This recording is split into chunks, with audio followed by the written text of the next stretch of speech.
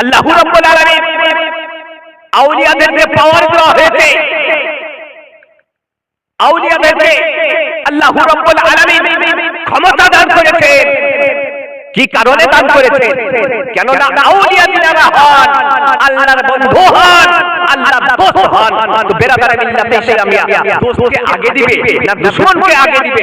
বেরাদার মিল্লাতে ইসলামিয়া আল্লাহ রাব্বুল আলামিন বন্ধুকে আগেই দিবে। যেমন হযরত আউস পাক রাদিয়াল্লাহু তাআলা আনহু, তিনাকে আল্লাহ রাব্বুল আলামিন দুনিয়ার বুকে পাঠিয়েছেন।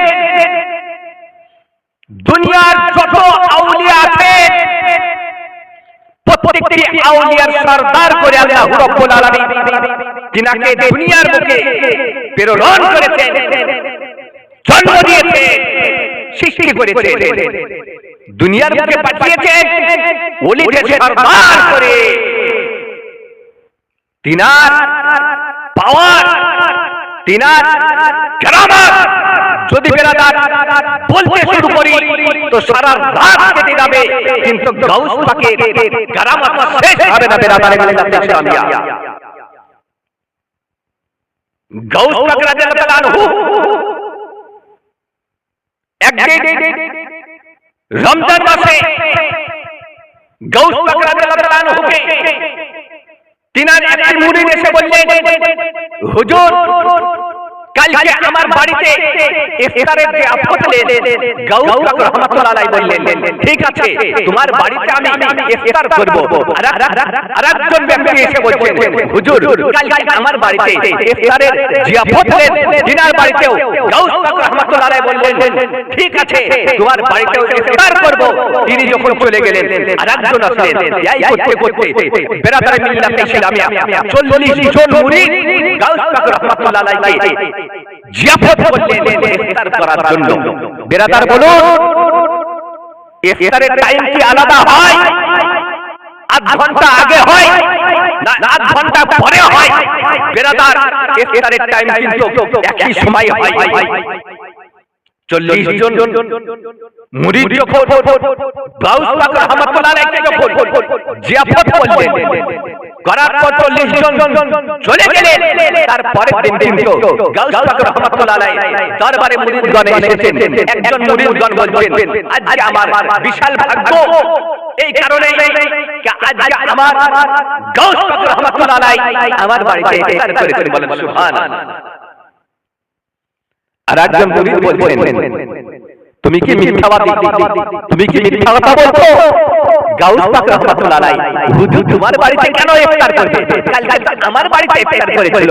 আরেকজন মুরিদ এসে বলছে, ভাই তোমরা তো দুজনই মিথ্যাবাদী, এই কারণে কালকে আমার বাড়িতে ইফতার করেছিলেন।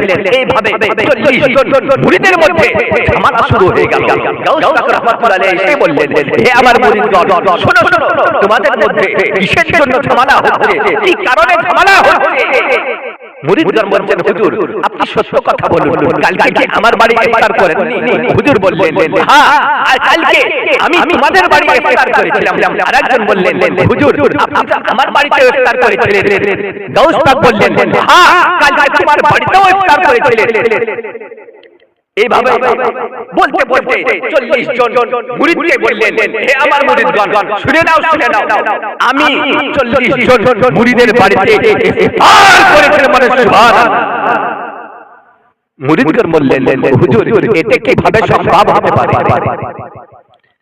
একটা মানুষ 40 জন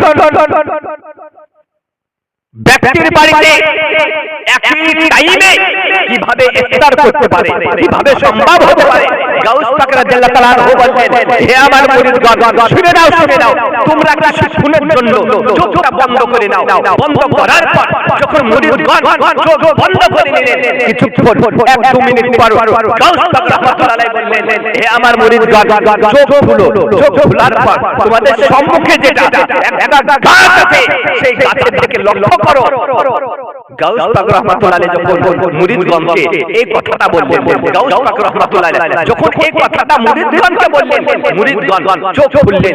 চোখ খোলার পর যখন গাছের থেকে লক্ষ্য করলেন, দেখছেন প্রত্যেকটি পাতায় পাতায় গাউস পাককে দেখা দিচ্ছে। বলেন সুবহানাল্লাহ। বেরাদারে মিল্লাতে ইসলামিয়া, গাউস পাক বললেন, হে আমার মুরিদগণ, শুনে নাও, শুনে নাও, আমি যদি একটা গাছের হাজার হাজার পাতার মধ্যে যদি একই টাইমে যেতে সম্ভব হয়ে থাকে, আমি কি 40 জন মুরিদের বাড়ি যেতে পারি না? বলেন সুবহানাল্লাহ। যেতে পারে। এটা হলো ওলির পাওয়ার, এটা হলো গাউসের পাওয়ার। বেরাদারে মিল্লাতে ইসলামিয়া, এখন কিছু মাওলানা তারা ওলি মানে জানে না, আউলিয়া কাকে বলে সেটা বুঝে না। ওলি এটা জানে না, ওলি ওটা জানে না। ওলির মাজারে যাওয়া হারাম, ওলির মাজারের তাকবীর পড়ানো হারাম। কিন্তু একজন আউলিয়াকে আল্লাহ রাব্বুল আলামিন কত ভালোবেসেছিলেন, কত পাওয়ার দিয়েছিলেন। বেরাদারে মিল্লাতে ইসলামিয়া, গাউস পাক রাহমাতুল্লাহ আলাইহি একটা কেরামত দেখাচ্ছে। তুমি যদি বাপের বেটা হয়ে থাকো, তো একটা কেরামত দেখিয়ে দেখো, দেখাও। গাউস পাক রাহমাতুল্লাহ আলাইহির মত একটা কেরামত দেখাও, যেটা কুরআন এবং হাদিস থেকে হবে, সেই জিনিসকে তুমি দেখিয়ে দাও। তাহলে মনে করবো যে তুমি বাপের বেটা আছো, তুমি সত্যবাদী আছো। একজন আল্লাহর ওলি, একেই বলা হয় গাউস পাককে হাক্কানি আল্লাহর ওলি বলা হয়, হাক্কানি একটা কুতুব বলা হয়, জিনার মা জান্নাতি, জিনার বাবা জান্নাতি, জিনার নানা জান্নাতি, জিনার সব জান্নাতি। বেরাদারে মিল্লাতে ইসলামিয়া, একেই বলা হয় গাউস পাক রাহমাতুল্লাহ আলাইহি। বেরাদারে মিল্লাতে ইসলামিয়া, তাই আপনাদেরকে আমি মেসেজ দিতে চাই, আল্লাহর ওলিকে মানতে হবে। আল্লাহর ওলি মাজারে যাওয়া জায়েজ আছে, আপনারা যাবেন এবং জিয়ারত করে আপনারা চলে আসবেন। বেরাদারে মিল্লাতে ইসলামিয়া, আউলিয়াদের আদব করবেন, আউলিয়াদেরকে সম্মান করবেন, তার সঙ্গে নিজের বাবা মারও সম্মান করবেন, আদব করবেন। বাবা মাকে দুঃখ দেওয়া যাবে না। যদি আমি যদি বাবা মাকে দুঃখ দিয়ে যদি আল্লাহর ওলির দরবারে যাই, আল্লাহর ওলি আপনাকে স্বীকার করবে না, আল্লাহও স্বীকার করবে না। প্রথম আপনার বাবা মাকে সম্মান করা, আপনার বাবা মার আদব করা, আপনার বাবা মাকে দেখা, তারপর আল্লাহর ওলির দরবারে যান। আর আল্লাহর ওলির দরবারে গিয়ে আল্লাহর ওলি সম্মান করুন, আদব করুন, তাহলে আল্লাহ রাব্বুল আলামিন খুশি হয়ে যাবে। আর যদি আল্লাহ রাব্বুল আলামিন খুশি হয়ে যায় তো কি হবে? জান্নাতি হয়ে যাবে। বলেন সুবহানাল্লাহ। তো বেরাদারে মিল্লাতে ইসলামিয়া, অনেক আমি বক্তব্য দিলাম, আমার বড় ভালো ভালো বক্তা আছেন, তিনারা আপনাদের সম্মুখে এসে বক্তব্য দিবেন। যদি আমার বলার মাধ্যমে যদি হয়ে থাকে ভুল ত্রুটি, তো ক্ষমা প্রার্থী। আস্তাগফিরুল্লাহ রাব্বি মিন কুল্লি যামবি ওয়া আতুবু ইলাইহি ওয়া লা হাওলা ওয়া লা কুওয়াতা ইল্লা বিল্লাহিল আলিয়্যিল আযীম। লা ইলাহা ইল্লাল্লাহ মুহাম্মাদুর রাসূলুল্লাহ সাল্লাল্লাহু আলাইহি সাল্লাম। বেরাদারে মিল্লাতে ইসলামিয়া, আমি কোরআন থেকে পড়েছিলাম, আলা ইন্না আউলিয়া আল্লাহি লা খাউফুন আলাইহিম ওয়া লা হুম ইয়াহজানুন। আল্লাহ রাব্বুল আলামিন বললেন, যারা আউলিয়া হয়ে যায়, যারা আমার বন্ধু হয়ে যায়, যারা আমার দোস্ত হয়ে যায়, তাদের না কোনো ভয় আছে, না কোনো ডর আছে।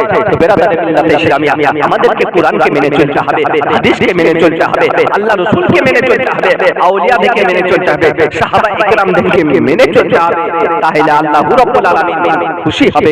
বেরাদারে মিল্লাতে ইসলামিয়া, আমি এখান থেকে বক্তব্য সমাপ্ত করলাম। আসসালাম।